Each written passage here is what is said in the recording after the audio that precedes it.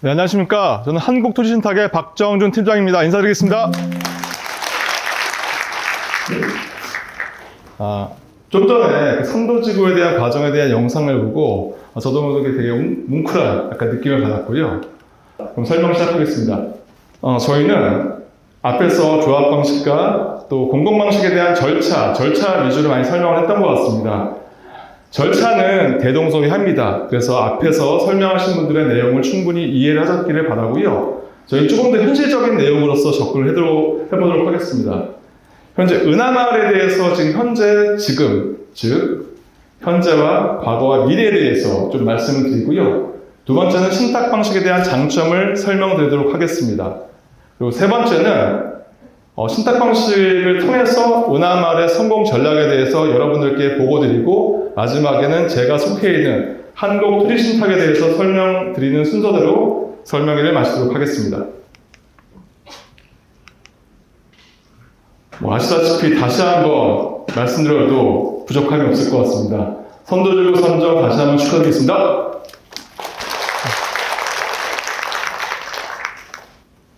부처 중동 같은 경우는 2개 구역의 선도지역이 선정됐습니다. 보시면 아시겠지만 4개의 단지로서 저희는 통합 재건축을 진행을 해야 됩니다. 그런데 여기 보시면 아시겠지만 평형도 다르고 위치도 다른 재건축 4개 단지가 힘을 합쳐가지고 통합 재건축을 이뤄내야지 성공할 수 있습니다. 입지만 봤을 때는 우리 은하마을이 최고이죠. 지금 현재 저희가 부천시청에서 진행을 하고 있지만 바로 시청역 앞에 있는 교통, 그 다음에 교육, 그 다음에 이런 생활 편의시설들이 밀접해 있는 부천의 가장 매머드 단지로서 나중에 재건축을 하게 되면은 최고의 랜드마크 단지가 될 것이라고 확신을 하고 있습니다. 그런데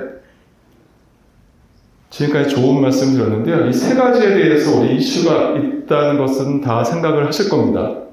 아마 특별정비구역 말씀을 드렸는데 언제 이게 될 수 있을까라고 궁금하실 겁니다. 두 번째는 결국에는 4개의 단지가 모여서 지금까지 잘 원활하게 이뤄가야 되겠지만 통합 재건축 과정에서 어떠한 이슈들과 주민들의 갈등을 최소화하는 것이 재건축의 성공 요인입니다. 그리고 세 번째는 지금 앞에서도 정비사, 관리업체, 그 다음에 설계사도 설명을 하겠지만 어떤 업체들을 언제 뽑고 이런 시기가 언제일지에 대해서도 궁금한 분들이 많을 거라고 생각을 합니다. 이 3가지는 현재 초기 단계에 해결을 해야 되고, 그 다음에 여러분들께서 또 명심해 둬야 될 사항인 것 같습니다. 이 3가지를 잠깐 말씀드리자면은 최근에 부천시에서 중동 신도시 재정비 마스터 플랜이라는 계획에 대해서 발표를 한 것으로 알고 있습니다. 보시면은 18개 단지가 해당 지역으로서 지금 선정이 되어 있습니다. 그런데 이 18개 중에서 저희 은하마을도 속해 있습니다. 그렇다면은 지금 현재 노후도시계획 정비기본계획이 지금 지정이 됐고, 그 다음에 중동 신도시 재정비 마스터 플랜, 그 다음에 특별정비구역, 그 다음에 이제 재건축 사업이 진행이 됐는데, 결국 여기서 제가 말씀드린 포인트는 뭐냐면은 우리는 선도지이고 선정이지 않습니까? 이 모든 단지들보다 제일 빨리 가야 되는 게 우리의 목표이자 절대 사명입니다. 그러면은 앞으로의 과정에서 이런 선도지구의 이점을 최대한 발휘해서 나머지 재건축 단지보다 조금 더 빠르게, 조금 더 좋게 지어갈 수 있는 것에 대한 고민을 해야 될 것 같습니다. 또 통합 재건축 다시 한번 말씀드리면은 평형도 다 다릅니다. 하지만 이번에 선도지구가 선정됨으로써 이 4개 단지가 통합 재건축을 이룸으로써 4,000세대 정도의 매머드급 재건축 단지가 탄생할 겁니다. 그러면은 통합 재건축으로 인해서 우리 공사비 요즘에 이슈가 많죠. 근데 규모의 경제라는 말도 들어보셨을 것입니다. 즉 세대수가 커지면 커질수록 공사비나 사업비를 절감할 수 있는 방안도 가능성도 조금 더 많은 것이 현실입니다. 그렇다면 당연히 이 4개가 힘을 합쳐가지고 빠른 시간 내에 효율적으로 서로 윈윈하는 방식으로 사업 계획을 수립하고 재건축을 진행해야겠습니다. 그리고 앞으로 업체 선정에 대해서도 많이 고민하실 겁니다. 그런데 한 가지 말씀드릴까요? 지금은 이러한 것에 대해서 고민할 필요 없습니다. 지금 하고 있는 설명에 어떤 사업 방식이 우리에게 가장 적합하고 그 다음에 특별 정비구역 지정하는 거에 대해서만 조금은 포커스와 목표를 두고 진행을 했으면은 성공 재건축의 열쇠로 이어질 수 있습니다. 그러면은 지금까지 서두 거두절미를 하고요. 결국에는 크게 봐서는 재건축은 아까 우리 공공에서도 말씀드렸지만 신속성과 전문성과 사업성에 대한 세 마리 토끼를 잘 잡아서 입주까지 이어져야 되는 굉장히 복잡한 사업 단계입니다. 이런 단계를 신탁 방식의 장점을 힘입어서 설명드리도록 하겠습니다. 일단 신탁 방식의 장점을 말씀드리면은 아까 공공에서도 말씀드렸습니다. 사업 속도가 빠르다. 이 부분이 굉장히 중요한데요. 사실 아까도 정비사업 조합 방식에서 말씀드렸듯이 강남 거를 잘 조사해 보니까 평균적으로 15.07년이 입주까지 걸렸다는 통계가 나왔습니다. 근데 옆에 저희가 저희 한국투신탁이 진행했던 사업장을 보니까 여기 같은 경우는 조금 더 빠르게 인허가를 4년 만에 해서 작년 11월 달에 1,500세대를 입주를 시킨 경험이 있습니다. 그러면은 우리 부천 은하마을 같은 경우는 재건축 봤을 때 원처 정비 사업은 아까 말씀드린 대로 절차와 법규를 잘 지켜야 됩니다. 이 법규와 절차 과정에서 어떻게 토지등 소유자들과 같이 힘을 합쳐가지고 좋은 사업 계획과 주민들의 갈등 없이 빨리 사업을 진행하는가가 성공 키 포인트입니다. 그런데 정말 다행인 거는요. 노후개시 특별법 같은 경우는 저희 신탁 방식 같은 경우는 사업 시행자가 지정되기 위해서 일반 재건축인 70%가 아니라 50% 동의만 받으면 시행자 지정이 가능합니다. 여기는 노후계획도시특별법의 19조에 나와 있습니다. 근데 지금도 조합 방식은 노후계획도시특별법에 의해서도 동의율 70%, 즉 다음 재건축이 원래 75%에서 70%로 떨어지는데 이 동의율을 달성해야지 조합이 됩니다. 그러면은 은하마을이 선도지구 됐을 때 90% 이상의 동의를 받은 걸로 알고 있습니다. 맞죠? 그러면은 우리가 초기에 사업 시행자 동의율을 50%는 굉장히 빠른 시간 내에 달성할 수 있겠죠. 그럼 스타트 시점서부터 굉장히 빨리 사업을 추진할 수 있는 원동력이 발생할 수 있습니다. 그리고 두 번째로는 사업 관리에 의해서도 충분히 시간을 단축할 수가 있습니다. 아까 절차의 목표에 대한 시점에 대해서 봤겠죠. 그 얘기는 굉장히 잘 사업 관리가 됐을 때의 일반적인 내용입니다. 잠깐 이거 예를 한번 들어볼게요. 저희 한국토지신탁이 진행하고 있는 재건축 단지가 있습니다. 그런데 공교롭게 옆에 500m에 있는 조합 방식으로 진행하는 단지가 있었는데 공교롭게 2020년, 2018년도에 조합인가가 났고 저희 또한 2018년도에 사업 시행자 고시가 났습니다. 그런데 지금은 환경이 다릅니다. 저희 같은 경우는 이거 올해 착공과 분양을 목표로 하고 있습니다. 그런데 옆에 조합 방식 같은 경우는 아직도 사업 시행 계획을 진행을 하고 있습니다. 이 얘기는 똑같은 단계를 거칩니다. 그런데 어떠한 사업 관리와 어떻게 사업을 진행하느냐에 따라 가지고도 충분히 사업 기간을 단축할 수 있다는 좋은 사례입니다.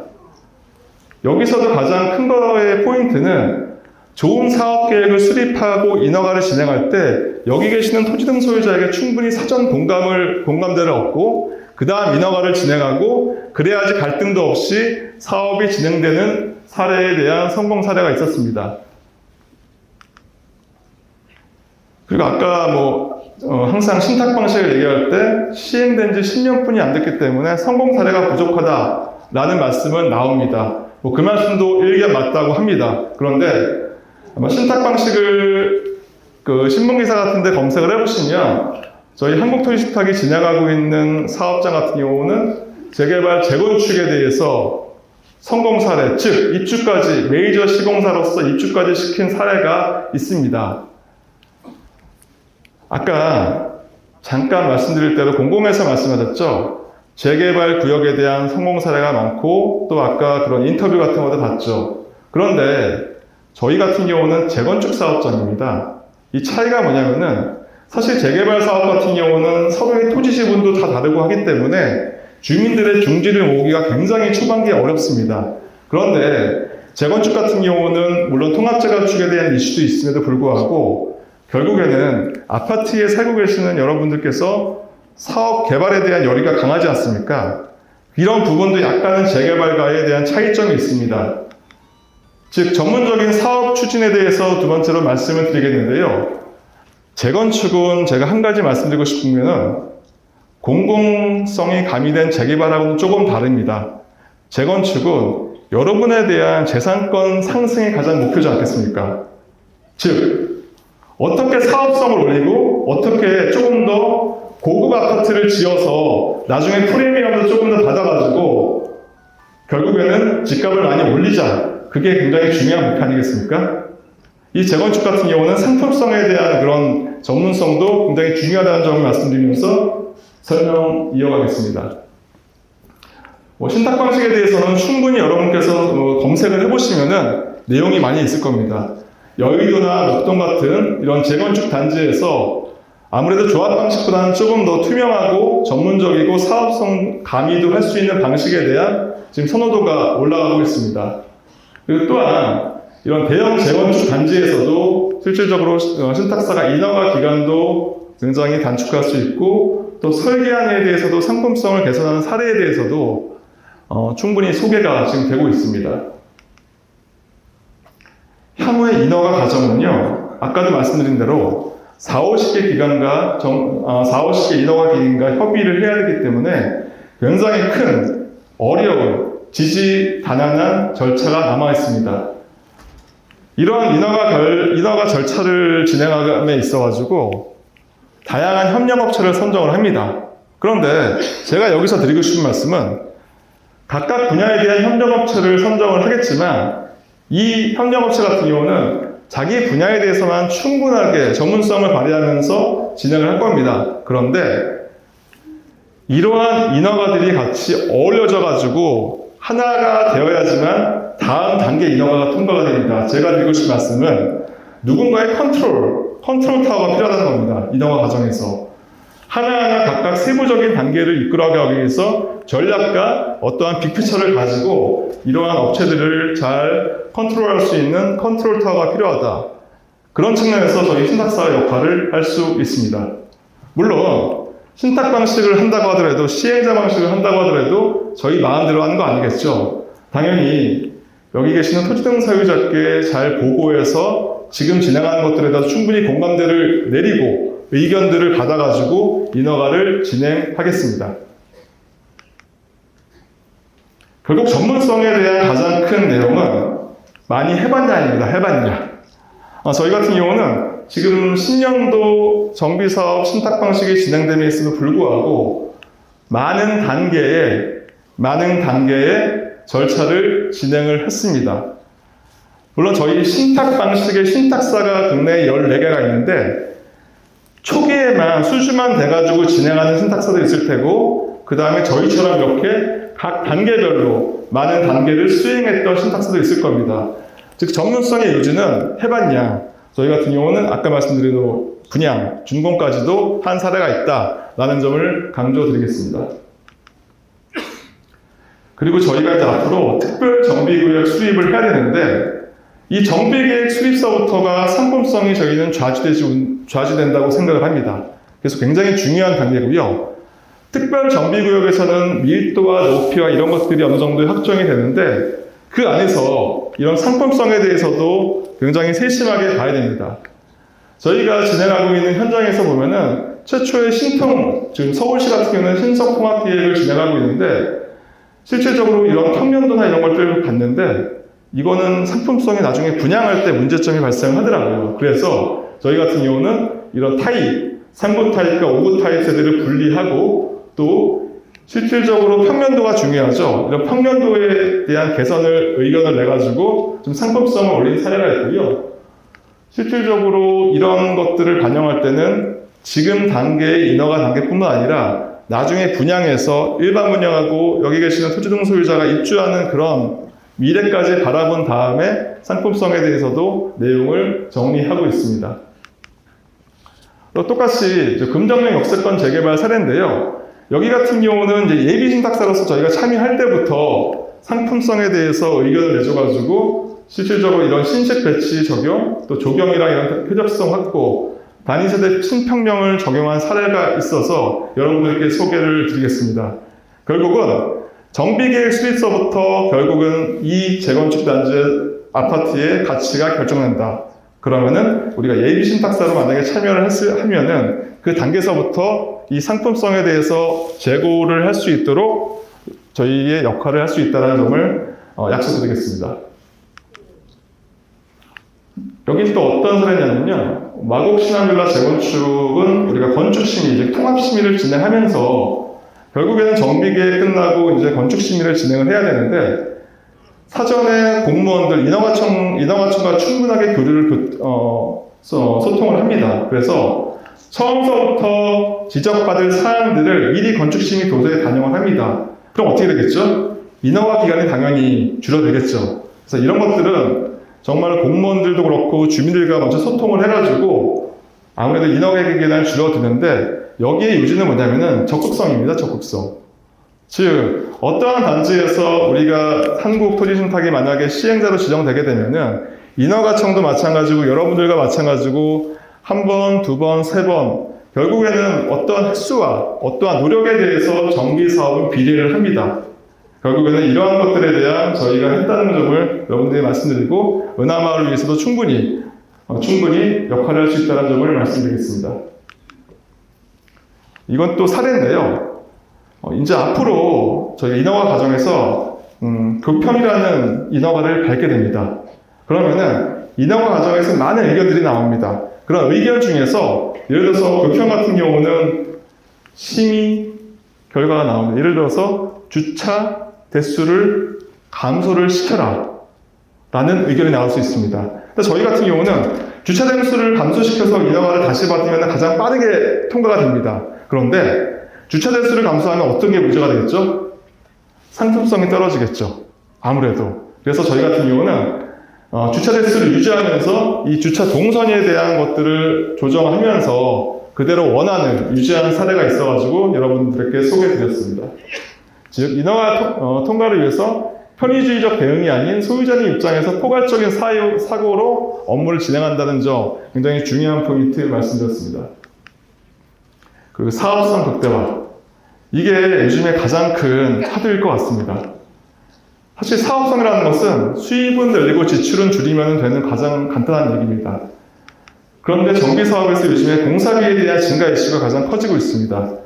요즘 정비사업, 재건축, 재개발, 신문기사만 올리면은 항상 공사비에 대한 증가, 이 부분이 굉장히 여러분들의 좀 스트레스를 주고 있을 것입니다. 근데 최근에 저희가 했던 내용을 보면은 신탁 방식에서 가장 강점이 조합 방식보다 공사비를 조금 더 저렴하게 가지고 있을 장점이 있죠. 그 다음에 두 번째 뭐냐면은 정비사업은 시공사를 뽑는 시기가 바로 착공할 때 뽑는 게 아니라 그 전에 뽑기 때문에 얼마나 공사비 증액을 막을 수 있느냐 그 부분이 포인트입니다. 그런 부분에 대해서 저희가 잘한 내용이 있어가지고 신문기사에 나와가지고 좀 소개를 좀 시켜드렸습니다. 공사비에 대해서 잠깐 말씀드리겠습니다.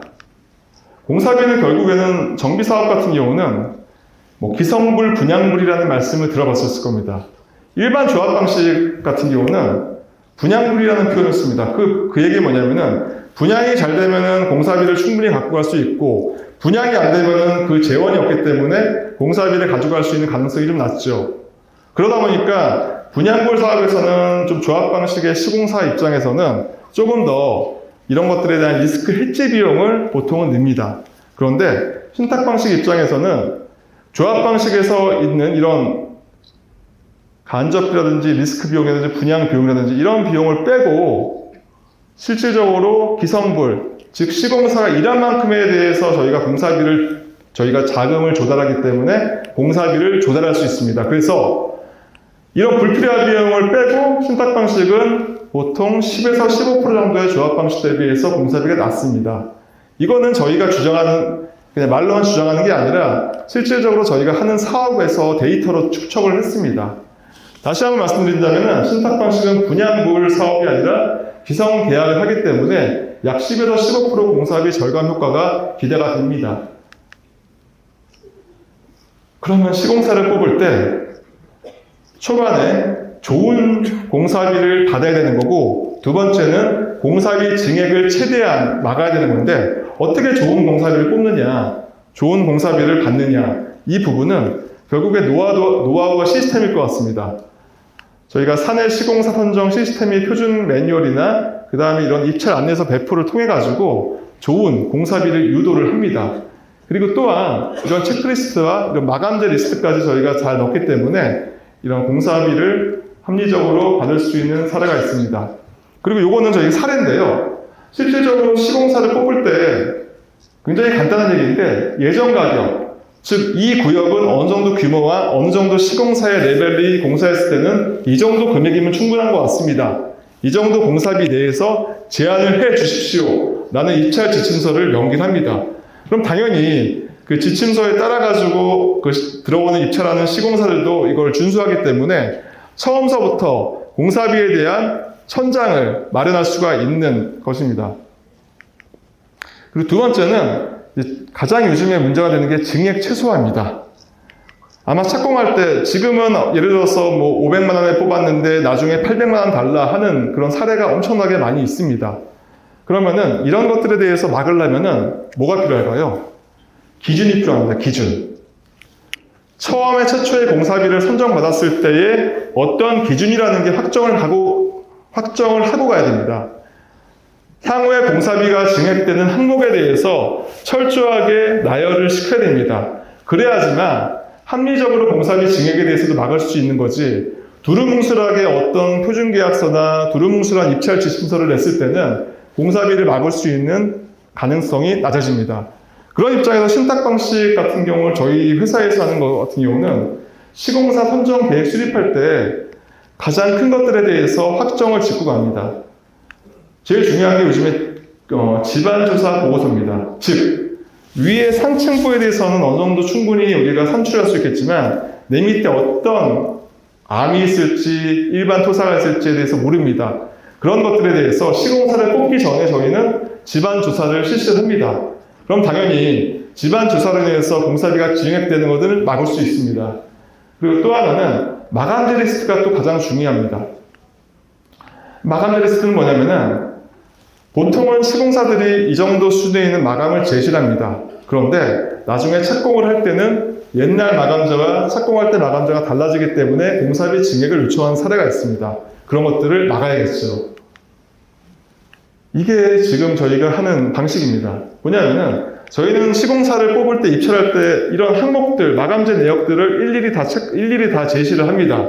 그리고 시공사가 만약에 혹시나 이 마감재 리스트보다 조금 더 좋게 제안할 수가 있겠지 않겠습니까? 그럴 때는 저희가 제시한 내역과 달라지는 내역에 대해서 이 금액에 대해서 표시를 하게 됩니다. 결국에는 A라는 마감재를 우리가 요청했는데 B라는 마감재를 자기네들이 제시할 때 A와 B의 차이만큼에 대해서만 언급하면 되지 않습니까?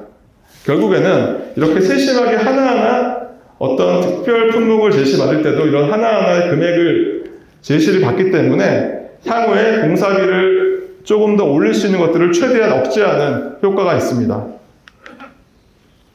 그리고 또 이게 이제 저희 시공사를 뽑을 때 항상 들어가는 도서들인데 결국에는 입찰 지침서, 대안설계 가이드라인, 시공사 선정 기준 도서, 집안조사 보고서, 마감재 리스트, 공사 도급 계약서, 또 가장 중요한 거죠. 토지 등 소유자에 대해서 의견을 반영해가지고 어떤 의견이 있다는 것들을 저희가 다 오픈을 합니다.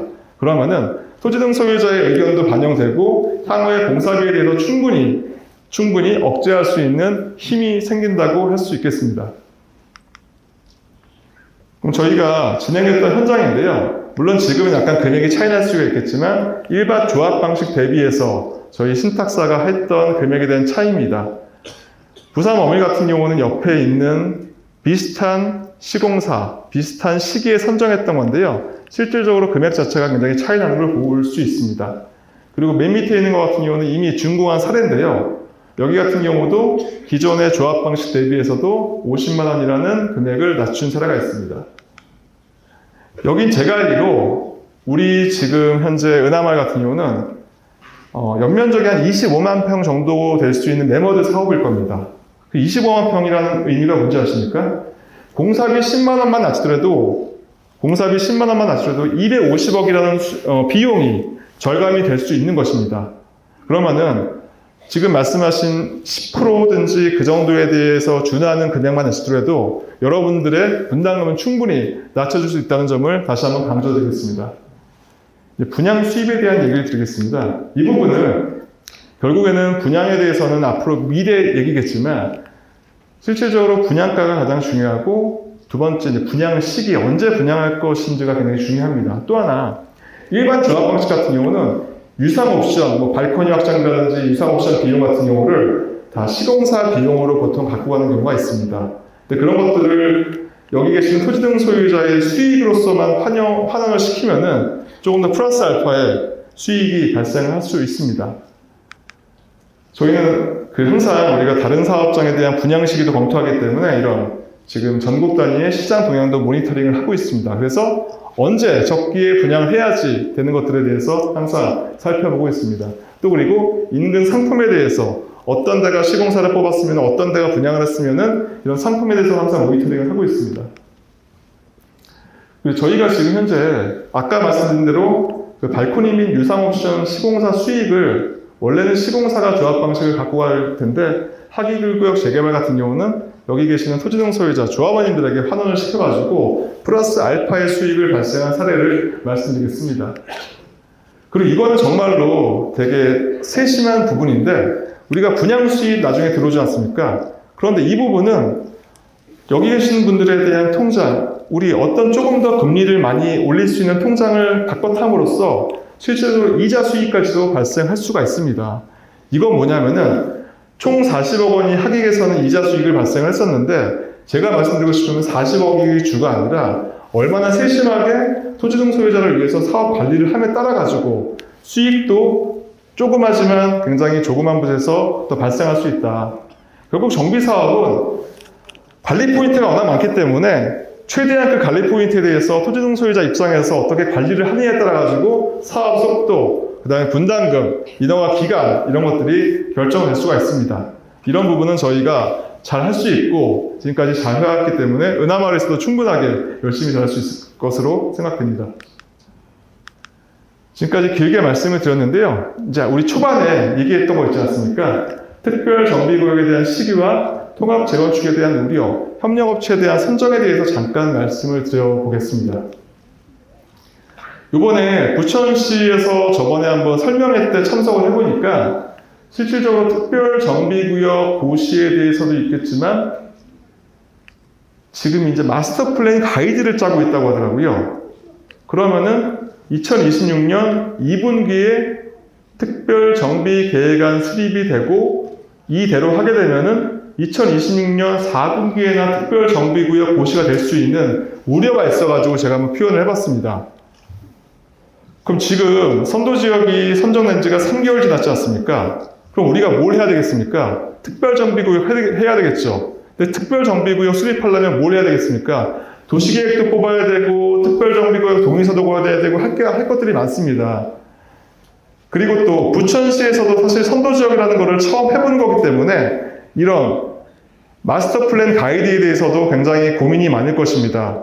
그럼 우리는 제가 제안을 주민들과도 함께 해야 되고 부천시랑도 같이 협업을 해가지고 특별 정비구역과 저는 부천시에서 수립하고 있는 마스터 플랜에 대한 용역을 같이 협업해서 진행해가지고 진짜 우리 은하마을을 선도지역 은하마을을 부천시에서 진행하고 있는 용역에 좀 파일럿 프로젝트, 즉 선도하는 프로젝트로서 먼저 진행을 시켜주는 것을 감히 제안을 드리고 그래서 결국에는 우리가 지금 해야 될 거는 마스터 플랜 가이드, 부천시에서 쓴 마스터 플랜 가이드와 은하마을에 대한 특별 정비구역을 동시에 수립할 수 있게끔 주민과 신탁사와 부천시가 협업해야지나 이 일정이 달성 가능하다고 감히 말씀드릴 수 있겠습니다.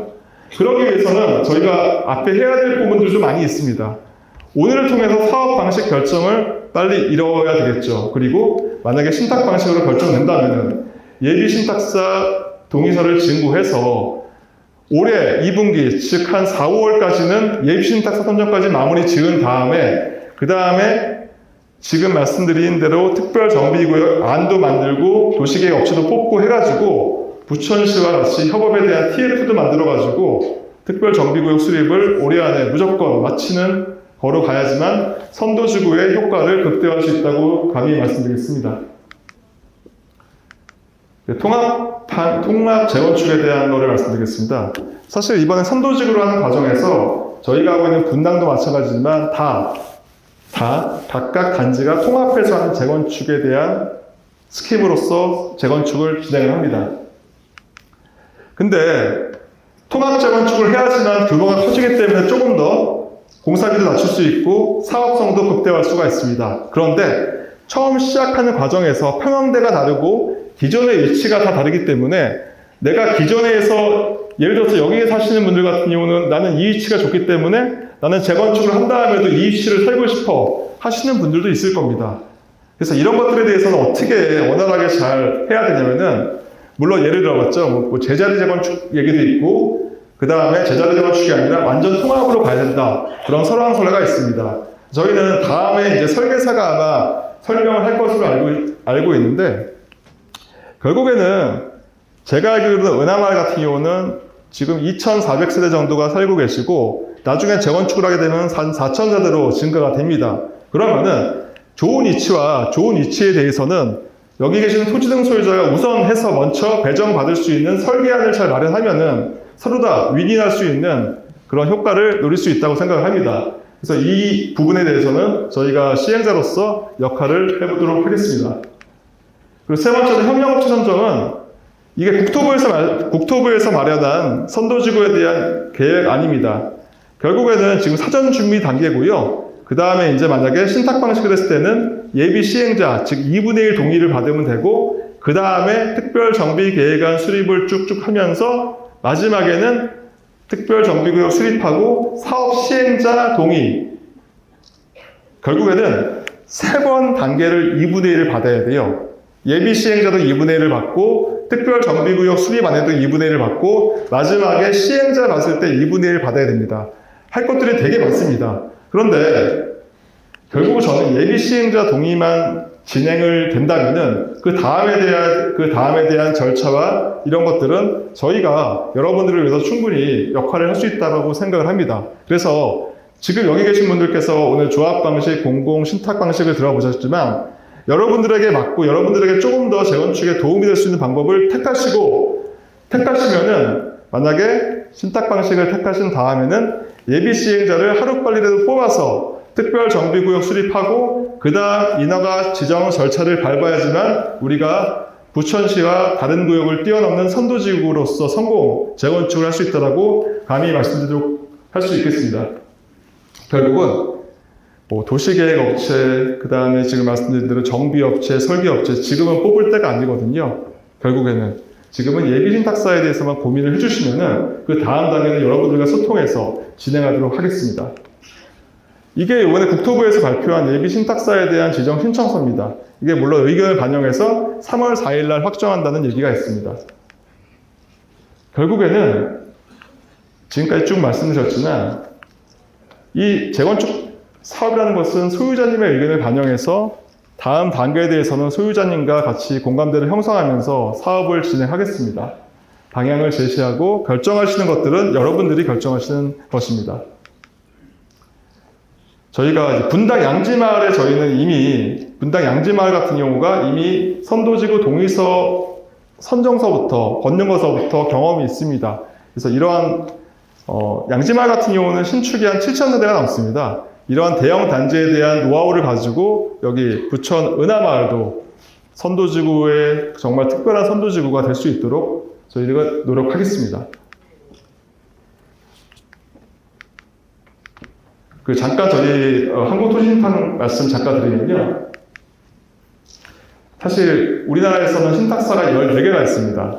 그 중에서 한국투자신탁이 업역도 제일 길고요. 그 다음에 자산과 자기자본이 제일 많습니다. 그리고 중요한 거는 아까 공공에서 저희 정비사업에 대한 조직도를 말씀드렸는데 그 신탁사 중에서는 토지신탁 인원이 가장 많고 조직 또한 가장 큽니다. 그리고 요즘에 신탁사 검색을 해보시면은 마이너스 나는 신탁사 많다라고 나올 겁니다. 조직도 축소하고 있고. 그런데 저희 같은 경우는 정비사업을 위해서 좀 확대됐습니다. 금년도에. 본부를 한 개 더 만들고 정비사업에 대해서 조금 더 투자를 아낌없이 해가지고 정비사업을 조금 더 잘해보자 라는 회사의 방향성을 받았고 이러한 결과로서 조직도 확대한 사례가 있습니다. 그리고 신용평가 등급이나 재무 건전성은 14개 신탁사 중에서 우수한 거로 판단되고 있습니다. 그리고 실적입니다. 결국에는 수도권 같은 경우는 저희가 수도권 23곳 약 2만 세대의 사업을 지금 참여하고 있습니다. 전국으로 볼 때는 32곳 약 3만 2천 세대의 사업을 참여하고 있습니다. 결론적으로는 정비사업은 여러 단계에 진행하는 사업이기 때문에 단계별로 노하우가 형성이 돼야 되고 단계별로 경험이 있어야지만 여기 계신 토지등 소유자에게 이익을 돌려드릴 수 있다는 점 말씀드리겠습니다. 저희가 업계 1위에 우리 자본 규모를 보유하고 있는 한국토지신탁은 압도적인 정비사업 수행 실적을 보유한 개발사업 전문 회사입니다. 이러한 노하우와 이러한 여러분들을 위한 마음으로서 이 은하마을의 파트너가 될 수 있으면 좋겠다는 말씀을 드리면서 설명회를 마치겠습니다. 감사합니다.